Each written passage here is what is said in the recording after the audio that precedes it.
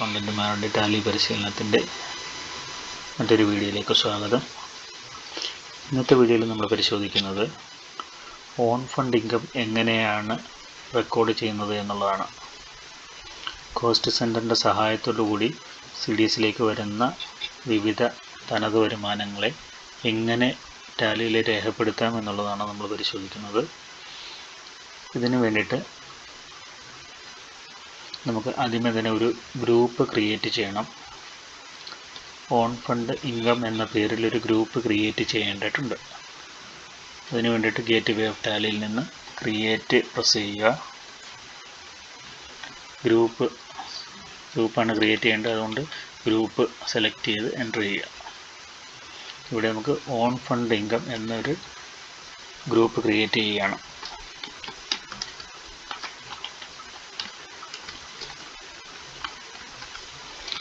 On fund income under direct income ആണ്. CDSലേക്കുള്ള തനത് വരുമാനങ്ങളെല്ലാം കൂടെ ഈ ഒരു ഹെഡിൻ്റെ അണ്ടറിലാണ് നമ്മൾ ക്രിയേറ്റ് ചെയ്യുന്നത്.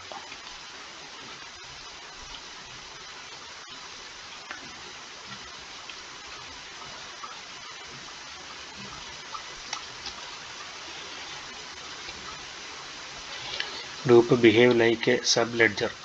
ഡയറക്റ്റ് ഇൻകം എന്നുള്ളത് ഇൻഡയറക്റ്റ് ഇൻകം ആണ് പറഞ്ഞത്. കാരണം നമ്മളിവിടെ പ്രോഫിറ്റ് ആൻഡ് ലോസ് അക്കൗണ്ട് അല്ല ഉപയോഗിക്കുന്നത്, റെസിപ്റ്റ് ആൻഡ് പേയ്മെൻറ്റ് അക്കൗണ്ടാണ് ഉപയോഗിക്കുന്നത്. അതുകൊണ്ട് അതിനകത്ത് ഇൻഡയറക്റ്റ് ഇൻകം ആയിട്ടാണ് കാണിക്കുന്നത്. Own fund under indirect income.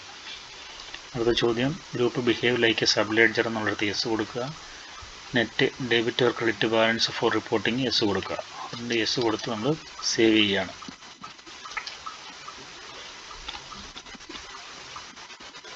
നമ്മൾ വീണ്ടും ഗേറ്റ്വേ ഓഫ് ടാലിയിലേക്ക് എത്തിയിരിക്കുകയാണ്. പിന്നെ നമുക്ക് NHG ആപ്ലിക്കേഷൻ ഫീസ് എങ്ങനെയാണ് വാങ്ങുന്നത്, അപ്പോൾ അതിന് വേണ്ടിയിട്ട് നമ്മളൊരു ലെഡ്ജർ ക്രിയേറ്റ് ചെയ്യണം. അവിടെ ക്രിയേറ്റിൽ നിന്നുകൊണ്ട് ലെഡ്ജർ സെലക്ട് ചെയ്ത് ലെഡ്ജറിനെ ക്രിയേറ്റ് ചെയ്യാം. NHG ആപ്ലിക്കേഷൻ ഫീസിൻ്റെ കോഡ് ചേർത്ത് വേണം നമ്മൾ എൻ്റർ ചെയ്യാൻ. 101 എന്നാണ് എൻ്റെ code. 101 NHG application fees.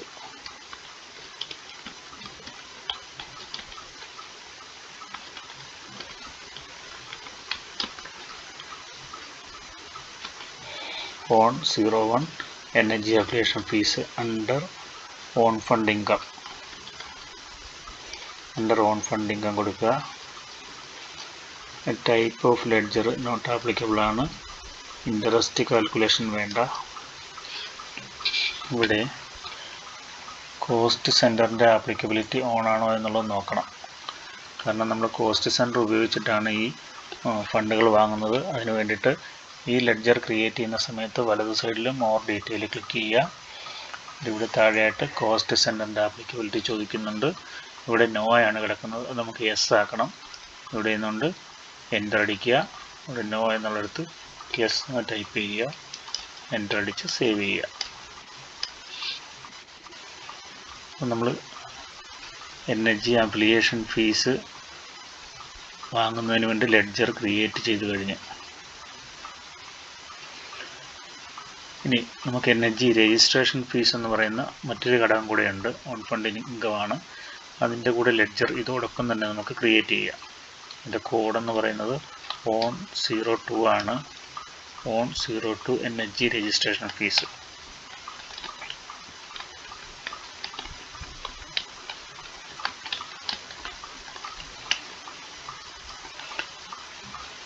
Own 02 NHG registration fees. അതും ഓൺ ഫണ്ട് ഇൻകമാണ്. അണ്ടർ ഓൺ ഫണ്ട് ഗ്രൂപ്പ് കൊടുക്കേണ്ടത് ഓൺ ഫണ്ട് ഇൻകമാണ്. അതും സെയിം അതുപോലെ തന്നെ മോർ ഡീറ്റെയിൽ എടുക്കുക. കോസ്റ്റ് സെൻറ്ററിൻ്റെ ആപ്ലിക്കബിലിറ്റി യെസ് ആണെന്നുള്ള ഉറപ്പാക്കുക. സേവ് ചെയ്ത് മുന്നോട്ട് പോവുക. ഓക്കെ, നമുക്കിനി ഇതിൻ്റെ വരുമാനങ്ങളെ എങ്ങനെയാണ് റെക്കോർഡ് ചെയ്യുന്നത് എന്നുള്ളത് അറിയാം. NHG രജിസ്ട്രേഷൻ ഫീസ് എന്ന് പറയുന്നതും NHG ആപ്ലിക്കേഷൻ ഫീസ് എന്ന് പറയുന്നതും രണ്ടും രണ്ടാണെന്നുള്ള വിവരം നമ്മൾ മനസ്സിലാക്കണം. രജിസ്റ്റർ ചെയ്യുന്നത് ഒരിക്കൽ മാത്രമാണ്. ആപ്ലിക്കേഷൻ എല്ലാ വർഷവും പുതുക്കിക്കൊണ്ടിരിക്കുന്ന ഇനവുമാണ്.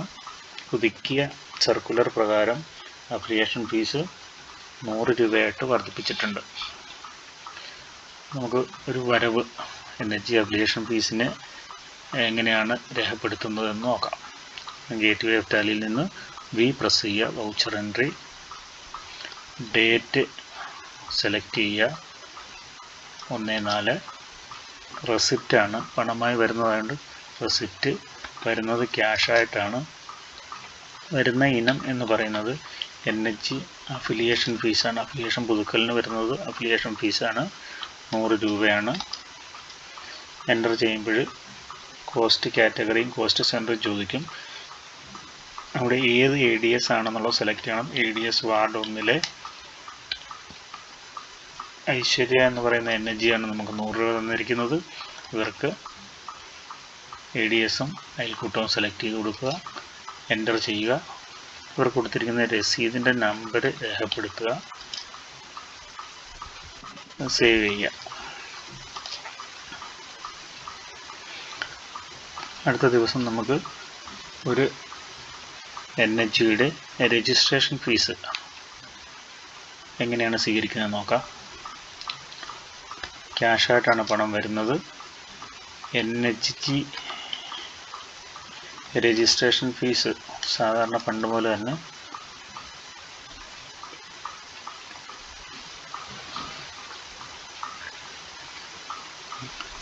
എനർജി രജിസ്ട്രേഷൻ ഫീസ് 100 രൂപയാണ്. പണ്ട് പോലെ നമ്മൾ വാങ്ങുന്ന 100 രൂപയാണ്. 100 രൂപ തരുന്നു. അത് 4-ാം വാർഡിലെ ഒരു അയൽക്കൂട്ടമാണ്. ഇവിടെ നിന്നുകൊണ്ട് തന്നെ കോസ്റ്റ് കാറ്റഗറിയും കോസ്റ്റ് സെൻറ്ററും സെക്കൻഡറി ക്രിയേഷനിലൂടെ എങ്ങനെയാണ് ചെയ്യുന്നതെന്ന് നോക്കാം. ഇവിടെ ഞാൻ പരിശീലനത്തിന് വേണ്ടി 3 ADSകൾ മാത്രമാണ് ക്രിയേറ്റ് ചെയ്തിട്ടുള്ളത്. 4-ാമത്തെ ഒരു ADS ക്രിയേറ്റ് ചെയ്യാണ്. ഇവിടെ നമ്മൾ സെലക്ട് ചെയ്യുമ്പോൾ അറിയാൻ പറ്റും ADS 1, 2, 3 മാത്രമേ ഉള്ളൂ. നമുക്കിവിടെ നിന്നുകൊണ്ട് Alt C പ്രസ് ചെയ്ത് 4-ാമത്തെ ADSനെ ക്രിയേറ്റ് ചെയ്യാൻ പറ്റും. നമ്മൾ പേര് കൊടുക്കണം, ADS വാർഡ് 4.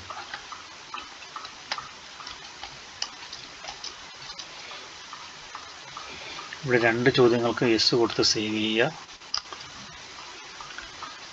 ഇനി കോസ്റ്റ് സെൻറ്റർ ക്രിയേറ്റ് ചെയ്യണം. അതായത് ആ പുതിയ എനർജി, പുതുതായിട്ടുള്ള എനർജിയുടെ രജിസ്ട്രേഷൻ ഫീസാണ് നമ്മൾ വാങ്ങുന്നത്. ആ എനർജി നിലവിൽ ഈ നമ്മുടെ ഡേറ്റയിലേക്ക് വന്നിട്ടില്ല. അതിനെ നമ്മൾ പുതുതായിട്ട് നമ്മൾ ചേർക്കണം. അതിന് വേണ്ടിയിട്ട് പുതിയൊരു ADS ക്രിയേറ്റ് ചെയ്തു. ആ ADSൽ നമ്മൾ ഗ്രൂപ്പിനെ ക്രിയേറ്റ് ചെയ്യണം. അതിന് വേണ്ടിയിട്ട് വീണ്ടും ഇവിടെ നിന്നുകൊണ്ട് കോസ്റ്റ് സെൻറ്ററിൻ്റെ പ്ലേസിൽ നിന്നുകൊണ്ട് Alt C പ്രസ് ചെയ്യുക. ഇവിടെ മുകളിൽ ADS ചോദിക്കും. ADS വാർഡ് 4 എന്നുള്ളത് സെലക്ട് ചെയ്യുക. പുതിയൊരു എനർജിയുടെ പേര് കൊടുക്കുക.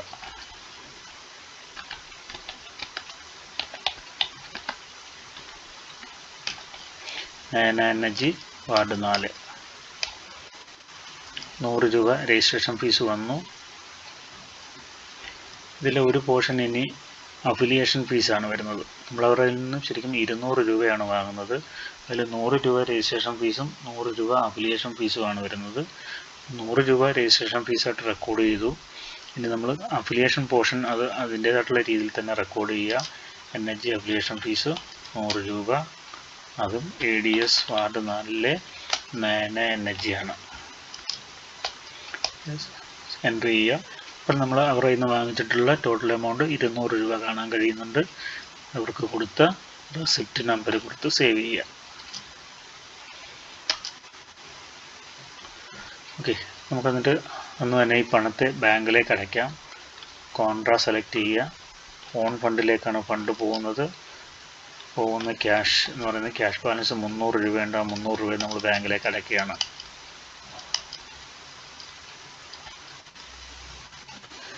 നമുക്ക് മറ്റൊരു എനർജിയുടെ അഫിലിയേഷൻ ഫീസ് വാങ്ങാം. ഡേറ്റ് മാറ്റാം.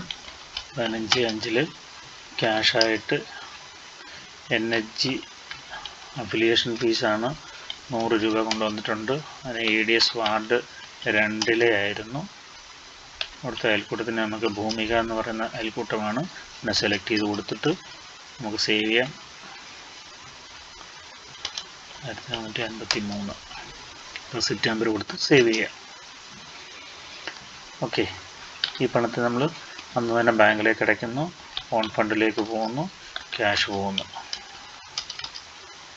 സേവ് ചെയ്യാണ്.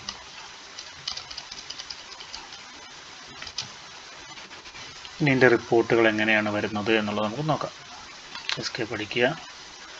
ഇത് ഡയറക്റ്റ് ഇൻകം ആയതുകൊണ്ട് തന്നെ ഇൻകം ആൻഡ് എക്സ്പെൻസ് അക്കൗണ്ടിൽ ഇതിൻ്റെ റിഫ്ലക്ഷൻ ഉണ്ടാകും. അതുകൊണ്ട് ആദ്യം ഇൻകം ആൻഡ് എക്സ്പെൻസ് അക്കൗണ്ട് നോക്കാം.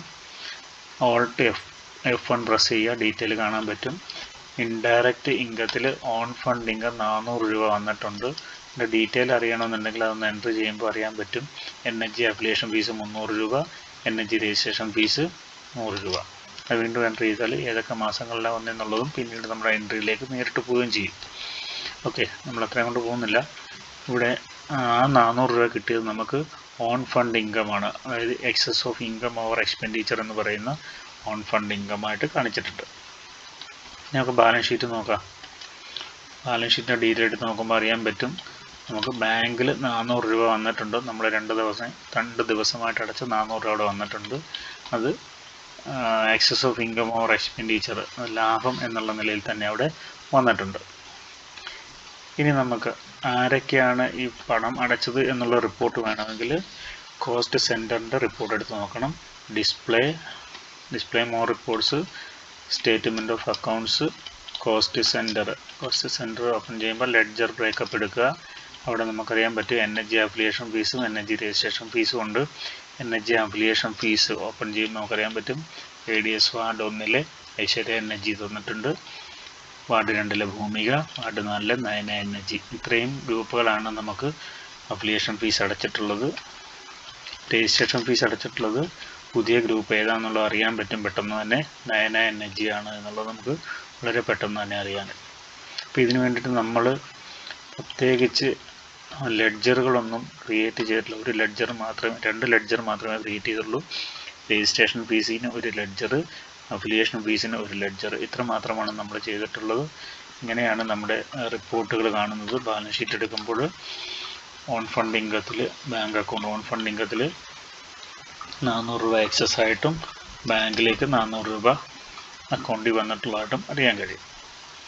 അപ്പോൾ ഇങ്ങനെ വളരെ ലളിതമായ രീതിയിൽ തന്നെ കോസ്റ്റ് സെൻറ്റർ ഉപയോഗിച്ചുകൊണ്ട് നമുക്കിതിനെ റെക്കോർഡ് ചെയ്ത്, എന്നാൽ നമുക്ക് ആവശ്യമുള്ള റിപ്പോർട്ടുകളെല്ലാം ലഭിക്കുന്ന രീതിയിൽ തന്നെ നമുക്കിതിനെ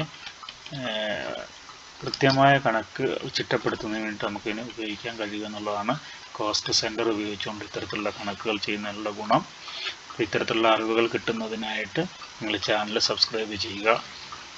താങ്ക് യു.